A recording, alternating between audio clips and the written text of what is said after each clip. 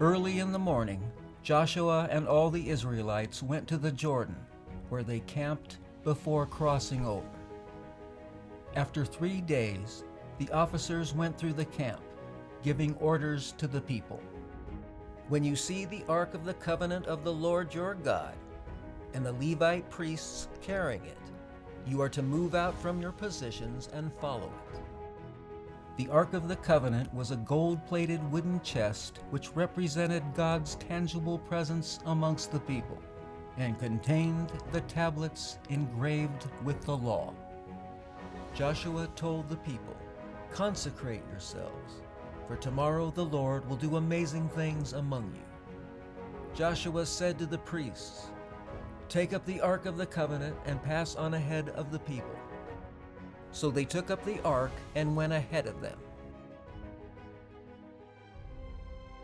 And the Lord said to Joshua, "Today I will begin to exalt you in the eyes of all Israel, so they may know that I am with you as I was with Moses. Tell the priests who carry the Ark of the Covenant, when you reach the edge of the Jordan's waters, go ahead and stand in the river." Joshua said to the Israelites, "Come here and listen to the words of the Lord your God. This is how you will know that the living God is among you, and that he will certainly drive out before you the people of the land.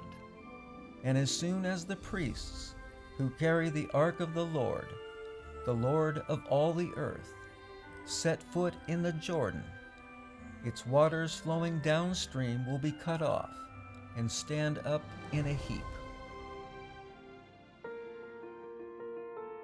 The Jordan is at flood stage all during harvest. Yet as soon as the priests carrying the ark reached the Jordan and their feet touched the water's edge, the water from the upstream stopped flowing, and it piled up in a heap a great distance away. The priests who carried the Ark of the Covenant of the Lord stopped in the middle of the Jordan, while all Israel passed by, until the whole nation had completed the crossing on dry ground. When the whole nation had finished crossing the Jordan, the Lord said to Joshua, "Choose 12 men from among the people, 1 from each tribe, and tell them to take up 12 stones from the middle of the Jordan, from right where the priests are standing, and carry them over with you, and put them down at the place you stay tonight." Joshua chose the 12 men, and said to them, "Go over before the ark of the Lord your God into the middle of the Jordan. Each of you is to take up a stone on his shoulder, according to the number of tribes of the Israelites, to serve as a sign among you. In the future, when your children ask you, 'What do these stones mean?' tell them that the flow of the Jordan was cut off before the ark of the covenant of the Lord. When it crossed the Jordan, the waters of the Jordan were cut off.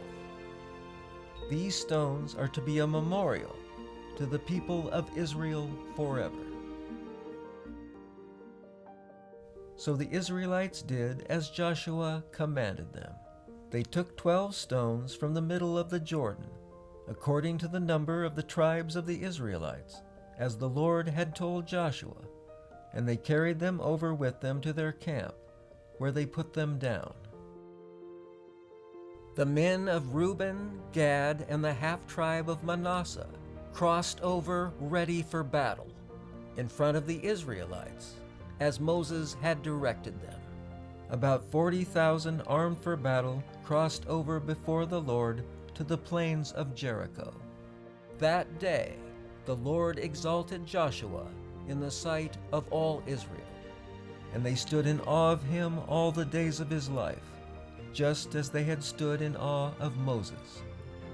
Then the Lord said to Joshua, "Command the priests carrying the ark of the covenant law to come up out of the Jordan." So Joshua commanded his priests, "Come up out of the Jordan." And the priests came up out of the river, carrying the ark of the covenant of the Lord. As soon as they came up out of the river, the waters of the Jordan returned to their place and ran at flood stage as before. On the 10th day of the first month, the people went up from the Jordan and camped at Gilgal, which stood on the eastern border of Jericho.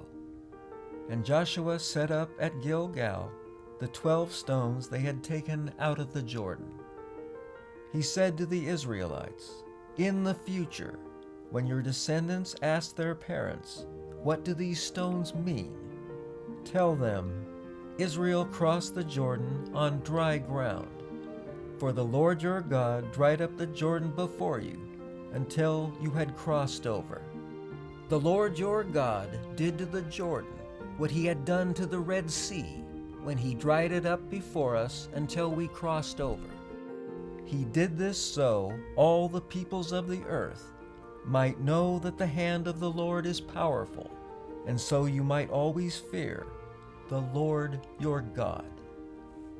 At the Lord's instructions, Joshua circumcised all the men who had been born during the 40 years in the wilderness.